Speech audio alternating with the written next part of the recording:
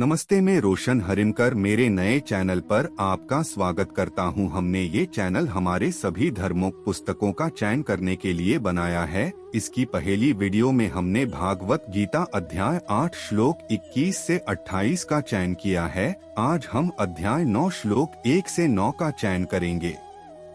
हमारा कार्य अगर अच्छा लगे तो चैनल को लाइक और सब्सक्राइब करें। भगवद गीता अध्याय 9 श्लोक 1। भगवान श्री उवाच इदंतु ते गुह्यत्म प्रवक्ष्यामिन् सुर्वे ज्ञान विज्ञान सहित यज्ञत्व मोक्ष से शुभात्। अनुवाद। परम भगवान ने कहा, हे अर्जुन, चूंकि तुम मुझसे ईर्ष्या नहीं करते, अतः अब मैं तुम्हें यह अत्यंत गोपनीय ज्ञान और बुद्धि प्रदान करूंगा, जिसे जानकर तुम भौतिक संसार के दुखों से मुक्त हो जाओगे। स्पष्टीकरण। विषय के आरंभ में ही श्री कृष्ण इन उपदेशों को सुनने के लिए योग्यता की घोषणा करते हैं।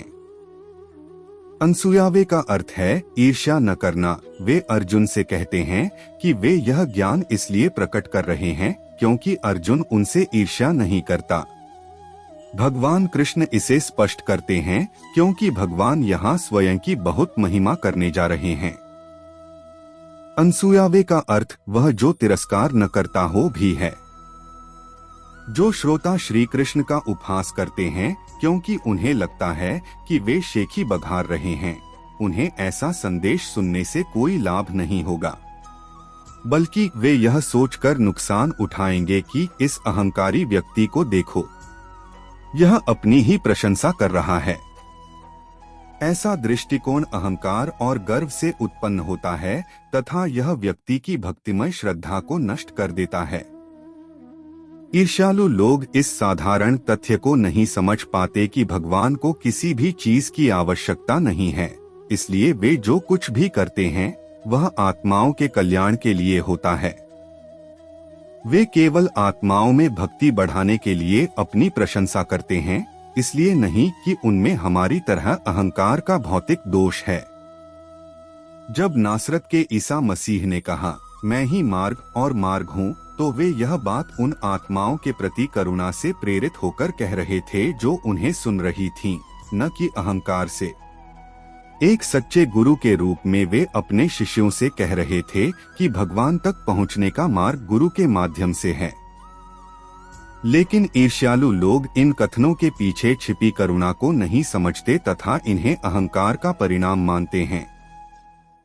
चूंकि अर्जुन उदार है तथा ईर्ष्या के दोष से मुक्त है, इसलिए वह उस गहन ज्ञान के लिए सर्वथा योग्य है जिसे श्री कृष्ण इस अध्याय में प्रकट करने जा रहे हैं।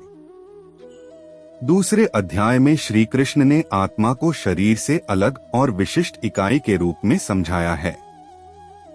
यही गुह्य या गुप्त ज्ञान है। 7वें और 8वें अध्याय में उन्होंने अपनी शक्तियों का ज्ञान समझाया है जो गुह्यतर या अधिक गुप्त है, तथा 9वें और उसके बाद के अध्यायों में वे अपनी शुद्ध भक्ति का ज्ञान प्रकट करेंगे जो गुह्यतम या सबसे गुप्त है। भगवद गीता अध्याय 9 श्लोक 2। राजविद्या राजगुह्य पवित्रमिदमुत्तम प्रत्यक्षावगम धर्मे सुसुखण कर्तुमव्ययम्। अनुवाद। यह ज्ञान विज्ञानों का राजा है और सभी रहस्यों में सबसे गहन है। जो इसे सुनता है उसे यह पवित्र कर देता है। यह प्रत्यक्ष रूप से प्राप्त करने योग्य है, धर्म के अनुरूप है, अभ्यास में आसान है तथा प्रभाव में चिरस्थायी है। स्पष्टीकरण।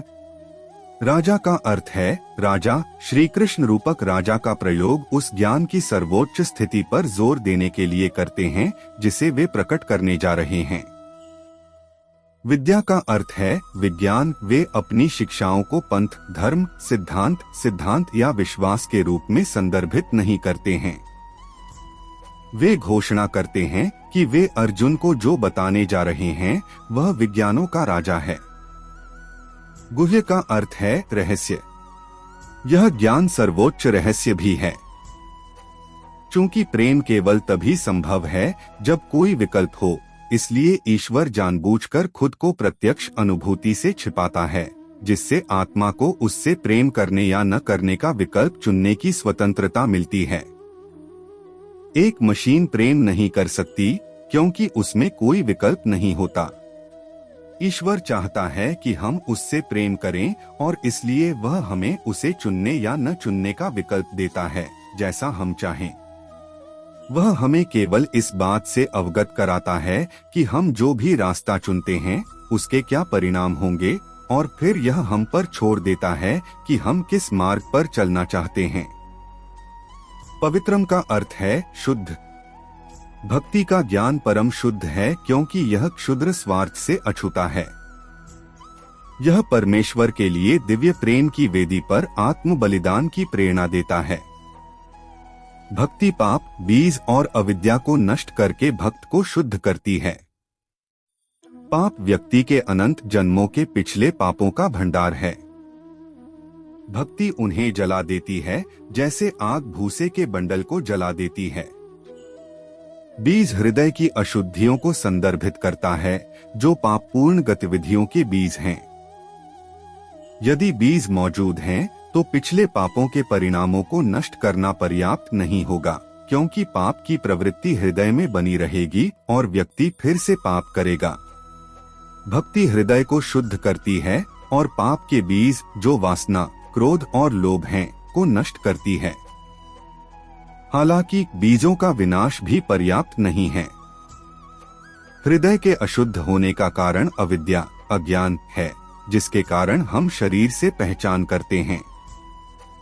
इस गलत पहचान के कारण हम शरीर को ही आत्मा समझते हैं और इसलिए शारीरिक इच्छाएं पैदा करते हैं, यह सोचकर कि वे आत्मा को खुशी देंगी। ऐसी भौतिक इच्छाओं की पूर्ति से वासना, क्रोध, लोभ और हृदय की अन्य सभी अशुद्धियां पैदा होती हैं। जब तक अज्ञान बना रहता है, तब तक हृदय शुद्ध होने पर भी वह फिर से अशुद्ध हो जाएगा। भक्ति से अंततः आत्मा और ईश्वर का वास्तविक ज्ञान प्राप्त होता है, जो बदले में भौतिक अस्तित्व के अज्ञान को नष्ट कर देता है। भक्ति रसामृत सिंधु में भक्ति के लाभों का वर्णन इस प्रकार किया गया है। क्लेश तु पापन तद्बीजं अविद्या चेतीते त्रिधा। 1 जनवरी 2018। भक्ति 3 विषयों को नष्ट करती है, पाप, बीज और अविद्या। हृदय में अज्ञान, जब ये तीनों पूरी तरह से नष्ट हो जाते हैं, तभी हृदय वास्तव में और स्थायी रूप से शुद्ध होता है। प्रत्यक्ष का अर्थ है प्रत्यक्ष रूप से बोधगमय। भक्ति विज्ञान का अभ्यास आस्था की छलांग से शुरू होता है और इसका परिणाम ईश्वर की प्रत्यक्ष अनुभूति होता है। यह अन्य विज्ञानों की कार्यप्रणाली से अलग नहीं है, जहां हम एक परिकल्पना के साथ प्रयोग शुरू करते हैं और एक सत्यापित परिणाम के साथ निष्कर्ष निकालते हैं। धर्म्यम का अर्थ है पुण्यपूर्ण। भौतिक पुरस्कारों की इच्छा के बिना की गई भक्ति सबसे पुण्य कर्म है। गुरु की सेवा जैसे धार्मिक कार्यों से इसे निरंतर पोषित किया जाता है। कर्तुम सुसुखम का अर्थ है अभ्यास करने में बहुत आसान। ईश्वर को हमसे कुछ भी नहीं चाहिए। यदि हम उनसे प्रेम करना सीख लें तो वे बहुत ही स्वाभाविक रूप से प्राप्त हो जाते हैं। जब यह सर्वोच्च विज्ञान है और इसका अभ्यास करना आसान है, तो लोग इसे सीखने के लिए स्वयं को क्यों नहीं लगाते? श्री कृष्ण आगे इसका स्पष्टीकरण करते हैं। भगवद गीता अध्याय 9 श्लोक 3। अश्रद्धाना पुरुषा धर्मस्यस्य परंतप अप्राप्यमा निवर्तन्ते मृत्यु संसारवर्त्मनि। अनुवाद। हे शत्रुओं पर विजय पाने वाले, जो लोग इस धर्म में विश्वास नहीं रखते, वे मुझे प्राप्त नहीं कर पाते। वे बार बार जन्म मृत्यु के चक्र में इस संसार में आते रहते हैं। स्पष्टीकरण। अंतिम 2 श्लोकों में श्री कृष्ण ने ज्ञान का वचन दिया है और फिर उसे 8 गुणों से युक्त किया है। यहाँ इसका उल्लेख धर्म या भगवान के प्रति प्रेमपूर्ण भक्ति के मार्ग के रूप में किया गया है।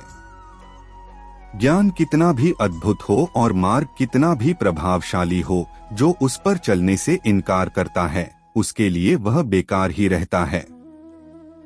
जैसा कि पिछले श्लोक में बताया गया है, ईश्वर की प्रत्यक्ष अनुभूति बाद में होती है, आरंभ में प्रक्रिया आरंभ करने के लिए आस्था की एक छलांग की आवश्यकता होती है। भक्ति रसामृत सिंधु 1 अप्रैल 2015 में कहा गया है, आदौ श्रद्धा तथा साधु संग भजन क्रिया ईश्वर प्राप्ति के मार्ग में पहला कदम आस्था रखना है। फिर व्यक्ति सत्संग आध्यात्मिक कार्यक्रमों में भाग लेना शुरू करता है। यह भक्ति के व्यक्तिगत अभ्यास की ओर ले जाता है। अक्सर लोग कहते हैं कि वे केवल उसी पर विश्वास करने को तैयार हैं जिसे वे प्रत्यक्ष रूप से देख सकते हैं, और चूंकि ईश्वर की कोई प्रत्यक्ष अनुभूति नहीं है, इसलिए वे उस पर विश्वास नहीं करते। हालांकि सच्चाई यह है कि हम दुनिया में बहुत सी चीजों पर विश्वास करते हैं बिना उनके प्रत्यक्ष अनुभव के। एक न्यायाधीश कई वर्षों पहले हुई किसी घटना से संबंधित मामले पर निर्णय सुनाता है। यदि न्यायाधीश केवल उसी पर विश्वास करने का दर्शन अपनाता है जो उसने प्रत्यक्ष रूप से अनुभव किया है, तो पूरी कानूनी व्यवस्था विफल हो जाएगी। एक राष्ट्रपति पूरे देश से प्राप्त रिपोर्टों के आधार पर देश का प्रशासन करता है। उसके लिए अपने क्षेत्र के सभी गांवों और शहरों का दौरा करना और उन्हें देखना असंभव है। अब यदि वह इन रिपोर्टों पर विश्वास करने को तैयार नहीं था, इस आधार पर कि उसे क्या हो रहा था इसका कोई प्रत्यक्ष अनुभव नहीं था, तो वह पूरे देश का प्रशासन कैसे कर पाएगा। इसलिए भौतिक गतिविधियों में भी हर कदम पर विश्वास की आवश्यकता होती है। भगवद गीता अध्याय 9 श्लोक 4 मया तत्तमिदं सर्वं जगद व्यक्त मूर्तिना मत्स्थानि सर्वभूतानि न चाहतेष्वस्थित। अनुवाद, यह संपूर्ण ब्रह्मांड मेरे अव्यक्त रूप में व्याप्त है। सभी जीव मुझ में निवास करते हैं, किंतु मैं उनमें निवास नहीं करता। स्पष्टीकरण, वैदिक दर्शन इस अवधारणा को स्वीकार नहीं करता कि ईश्वर ने संसार की रचना की और फिर 7वें आसमान से उसमें झांककर देखा कि उसका संसार ठीक चल रहा है या नहीं। वे बार बार ईश्वर के संसार में सर्वव्यापक होने की बात कहते हैं। एको देवः सर्वभूतेषु गूढ़ः सर्वव्यापी श्वेताश्वतर उपनिषद 6.11। ईश्वर एक है, वह सबके हृदय में विराजमान है, वह संसार में सर्वत्र विद्यमान है। ईशावास्यम इदं सर्वं यत्किंच जगत्य जगत ईशोपनिषद 1। ईश्वर संसार में सर्वत्र है। पुरुष एवदं सर्वं यद भूतं यच्च भव्यम पुरुष सूक्तम। ईश्वर हर उस चीज में व्याप्त है जो अस्तित्व में है और जो अस्तित्व में रहेगी। ईश्वर के सर्वत्र विद्यमान होने की यह अवधारणा व्यक्तिपरक रूप से समझी जाती है। कुछ पूर्वी दार्शनिकों का दावा है कि संसार ईश्वर का परिणाम रूपांतरण है। उदाहरण के लिए दूध एक शुद्ध पदार्थ है। अम्ल के संपर्क में आने पर यह दही में बदल जाता है। इस प्रकार दही जब रूपांतरित होता है तो दूध का परिणाम प्रभाव या उत्पाद होता है। इसी तरह परिणामवाद के समर्थक कहते हैं कि ईश्वर संसार में रूपांतरित हो गया है। अन्य दार्शनिकों का दावा है कि संसार विवर्त है, एक वस्तु को दूसरी वस्तु समझना। उदाहरण के लिए अंधेरे में रस्सी को सांप समझ लिया जा सकता है। चांदनी में चमकती हुई सीप को चांदी समझ लिया जा सकता है। इसी तरह वे कहते हैं कि केवल ईश्वर है और कोई संसार नहीं है जिसे हम संसार के रूप में देख रहे हैं, वह वास्तव में ब्रह्मा है। हालांकि श्लोक 7.4 और 7.5 के अनुसार संसार न तो परिणाम है और न ही विवर्त। यह भगवान की भौतिक ऊर्जा से निर्मित है जिसे माया शक्ति कहा जाता है। आत्माएं भी भगवान की ऊर्जा हैं, लेकिन वे उनकी उच्च ऊर्जा हैं जिन्हें जीव शक्ति कहा जाता है। इसलिए संसार और इसमें मौजूद सभी आत्माएं दोनों भगवान की ऊर्जाएं हैं और उनके व्यक्तित्व के भीतर हैं। हालांकि श्री कृष्ण यह भी कहते हैं कि वे जीवित प्राणियों में नहीं रहते हैं, अर्थात अनंत सीमित प्राणियों द्वारा समाहित नहीं हैं।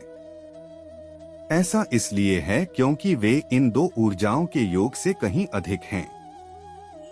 जिस तरह एक महासागर कई लहरें फेंकता है और ये लहरें महासागर का एक हिस्सा हैं, लेकिन महासागर लहरों के कुल योग से बहुत अधिक है, इसी तरह आत्माएं और माया भी भगवान के व्यक्तित्व के भीतर मौजूद हैं, फिर भी वे उनसे परे हैं। भगवद गीता अध्याय 9 श्लोक 5। न च मत्स्थानि भूतानि पश्य मे योगमैश्वरम् भूतभृन्न च भूतस्थो ममात्मा भूतभावन। अनुवाद। और फिर भी जीव मुझ में नहीं रहते, मेरी दिव्य शक्ति के रहस्य को देखो। यद्यपि मैं सभी जीवों का निर्माता और पालन करता हूँ, फिर भी मैं उनसे या भौतिक प्रकृति से प्रभावित नहीं होता। स्पष्टीकरण। पिछले श्लोक के तात्पर्य में वर्णित दो शक्तियों माया शक्ति और जीव शक्ति के अलावा भगवान की एक तीसरी शक्ति है। इसे योग माया शक्ति कहा जाता है, जिसे वे इस श्लोक में दिव्य ऊर्जा के रूप में संदर्भित करते हैं। योगमाया भगवान की सर्वशक्तिमान ऊर्जा है। इसे कर्तुम समर्थ है, या जो असंभव को संभव बना सकता है कहा जाता है, और यह उन कई अद्भुत चीजों के लिए जिम्मेदार है जिन्हें हम उनके व्यक्तित्व का श्रेय देते हैं। उदाहरण के लिए, भगवान हमारे दिलों में बैठे हैं, फिर भी हमें उनका कोई आभास नहीं है। ऐसा इसलिए है क्योंकि उनकी दिव्य योगमाया शक्ति हमें उनसे दूर रखती है। इसी प्रकार भगवान भी माया के प्रभाव से स्वयं को दूर रखते हैं। भागवत में वेद भगवान की स्तुति करते हैं। विलज्जमान्या यस्य स्थातुमिक्षाप्थे मुया 2 मई 2013। माया को भगवान के सामने खड़े होने में भी शर्म आती है। क्या यह आश्चर्य की बात नहीं है कि यद्यपि भगवान माया भौतिक ऊर्जा में व्याप्त हैं, फिर भी वे इससे अलग हैं। यह भी योग माया की रहस्यमय शक्ति के कारण ही है। यदि संसार ईश्वर को प्रभावित कर सकता है, तो जब यह नष्ट हो जाएगा तो उसका स्वभाव और व्यक्तित्व भी नष्ट हो जाएगा। लेकिन संसार में सभी परिवर्तनों के बावजूद ईश्वर अपने व्यक्तित्व में स्थापित रहता है। इसी प्रकार वेद ईश्वर को दशांगुली या 10 अंगुल नाम से पुकारते हैं। वह संसार में है और फिर भी उससे 10 अंगुल परे है, उससे अछूता। भगवद गीता अध्याय 9 श्लोक 6। यथाकाश स्थितो नित्यं वायुः सर्वत्र गो महान तथा सर्वाणि भूतानि मत्थानि तुपधारय। अनुवाद। यह जान लो कि जिस प्रकार सर्वत्र बहने वाली प्रचंड वायु सदैव आकाश में ही स्थित रहती है, उसी प्रकार सभी जीवात्माएं सदैव मुझ में ही स्थित रहती हैं। स्पष्टीकरण। श्री कृष्ण ने चौथे श्लोक से लेकर छठे श्लोक तक 3 बार मत्स्थानी शब्द का प्रयोग किया है। इसका अर्थ है सभी जीवात्माएं उनमें ही स्थित हैं, वे उनसे अलग नहीं हो सकते, भले ही वे विभिन्न शरीरों में देह धारण कर लें और पदार्थ के साथ अपनापन स्वीकार कर लें। यह कल्पना करना थोड़ा मुश्किल हो सकता है कि दुनिया भगवान में कैसे टिकी हुई है। ग्रीक पौराणिक कथाओं में एटलस की एक तस्वीर दिखाई गई है जिसमें वह ग्लोब को थामे हुए है। ग्रीक लोक कथाओं में एटलस ने माउंट ओलंपस के देवताओं के खिलाफ युद्ध में टाइटन्स के साथ लड़ाई लड़ी थी। सजा के तौर पर उसे हमेशा के लिए धरती और आकाश को अपनी पीठ पर ढोने की सजा दी गई थी, जबकि माना जाता है कि वह अपने कंधों पर एक बड़ा स्तंभ रखता है। जब श्री कृष्ण कहते हैं कि वे सभी प्राणियों को थामे हुए हैं, तो उनका मतलब यह नहीं है। पूरा ब्रह्मांड अंतरिक्ष में मौजूद है और अंतरिक्ष भगवान की ऊर्जा से बना है। इस प्रकार सभी प्राणियों को भगवान में विश्राम करते हुए कहा जा सकता है। अब भगवान अर्जुन को यह अवधारणा समझाने के लिए एक उदाहरण देते हैं। हवा का आकाश से स्वतंत्र कोई अस्तित्व नहीं है। यह निरंतर और उग्र रूप से चलती है और फिर भी यह आकाश के भीतर ही रहती है। इसी तरह आत्माओं का भी ईश्वर से स्वतंत्र कोई अस्तित्व नहीं है। वे समय, स्थान और चेतना में क्षणभंगुर शरीरों के माध्यम से कभी तेजी से और कभी धीरे धीरे आगे बढ़ती हैं, और फिर भी वे हमेशा ईश्वर के भीतर ही रहती हैं। दूसरे दृष्टिकोण से ब्रह्मांड में मौजूद हर चीज ईश्वर की इच्छा के अधीन है। उसकी इच्छा के अनुसार ही उसका निर्माण, पालन और विनाश होता है। इस तरह से भी हर चीज को ईश्वर में ही निहित कहा जा सकता है। भगवद गीता अध्याय 9 श्लोक 7 से 8। सर्वभूतानि कौन्तेय प्रकृति यान्ति मामिकां कल्पक्षये पुनस्तानि कल्पादौ विसृजाम्यहम् 7। प्रकृतिं स्वंवस्ताभ्य विसृजामि पुन पुन भूतग्राम्यम कृत्स्नवशं प्रकृतिर्वशात् 8। अनुवाद। एक कल्प के अंत में सभी जीव मेरी आदि भौतिक शक्ति में विलीन हो जाते हैं। हे कुंती पुत्र, अगली सृष्टि के आरंभ में मैं उन्हें पुनः प्रकट करता हूँ। अपनी भौतिक शक्ति पर अधिष्ठाता होकर मैं इन असंख्य रूपों को उनकी प्रकृति के बल के अनुसार बार बार उत्पन्न करता हूँ। स्पष्टीकरण। श्री कृष्ण ने पिछले कुछ श्लोकों में बताया है कि सभी जीव उनमें निवास करते हैं। इस कथन से यह प्रश्न उठ सकता है, जब महाप्रलय होता है और संपूर्ण जगत नष्ट हो जाता है, तब सभी जीव कहाँ चले जाते हैं? इस प्रश्न का उत्तर इस श्लोक में दिया जा रहा है। पिछले अध्याय के श्लोक 8.17 से 8.19 में श्री कृष्ण ने बताया कि किस प्रकार सृष्टि, पालन और संहार एक दोहरावदार चक्र का अनुसरण करते हैं। यहाँ कल्पक्षय शब्द का अर्थ है ब्रह्मा के जीवन काल का अंत। ब्रह्मा के 100 वर्ष के जीवन के पूर्ण होने पर, जो कि पृथ्वी के 311 खरब 40 अरब वर्षों के बराबर है, संपूर्ण ब्रह्मांडीय अभिव्यक्ति विलीन हो जाती है और अप्रकट अवस्था में चली जाती है। पंच महाभूत पंच तन्मात्राओं में विलीन हो जाते हैं। पंच तन्मात्राएं अहंकार में विलीन हो जाती हैं। अहंकार महान में विलीन हो जाता है। महान प्रकृति में विलीन हो जाता है, जो भौतिक ऊर्जा का आदि रूप है, और प्रकृति परम भगवान महाविष्णु के दिव्य शरीर में जाकर विश्राम करती है। उस समय भौतिक सृष्टि के भीतर सभी आत्माएं भी भगवान के शरीर में जाकर निलंबित चेतन अवस्था में विश्राम करती हैं। उनके स्थूल और सूक्ष्म शरीर पुनः स्रोत माया में विलीन हो जाते हैं। हालांकि कारण शरीर अभी भी बना हुआ है। 3 प्रकार के शरीरों का वर्णन श्लोक 2.28 की टिप्पणी में विस्तार से किया गया है। प्रलय के बाद जब भगवान पुनः संसार की रचना करते हैं, तो भौतिक ऊर्जा विपरीत क्रम में खुलती है। प्रकृति, महान, अहंकार, पंच तन्मात्रा, पंच महाभूत। तब जो आत्माएं केवल कारण शरीरों के साथ निलंबित चेतन अवस्था में पड़ी थीं, उन्हें पुनः संसार में रखा जाता है।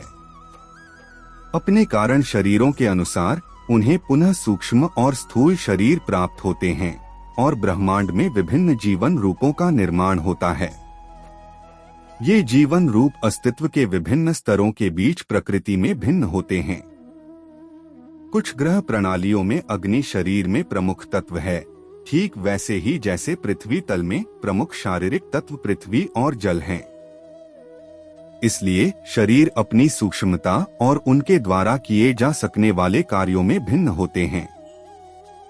इसलिए श्री कृष्ण उन्हें असंख्य जीवन रूप कहते हैं। भगवद गीता अध्याय 9 श्लोक 9। न चमा तानि कर्माणि निबद्धन्ति धनंजय नथवदासीन्मसक्तं तेषु कर्मसु। अनुवाद। हे धन के विजेता, इनमें से कोई भी कर्म मुझे नहीं बांधता। मैं इन कर्मों से सदैव विरक्त होकर तटस्थ पर्यवेक्षक की तरह रहता हूँ। स्पष्टीकरण। भौतिक ऊर्जा वास्तव में जड़ और अचेतन है। इसमें चेतना नहीं है, जो जीवन का स्रोत है। फिर कोई आश्चर्य कर सकता है कि यह इतनी अद्भुत दुनिया बनाने का अद्भुत कार्य कैसे करती है। रामायण में इसे अच्छी तरह समझाया गया है। जासु सत्यता तेन जरी माया भास सत्य इव मोह सहाय।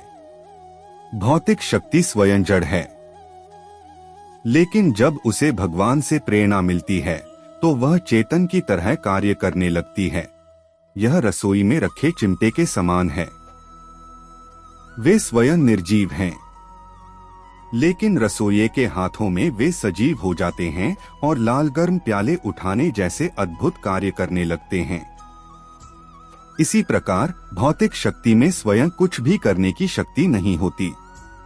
जब भगवान संसार की रचना करना चाहते हैं तो वे भौतिक शक्ति पर दृष्टि डालते हैं और उसे सजीव कर देते हैं।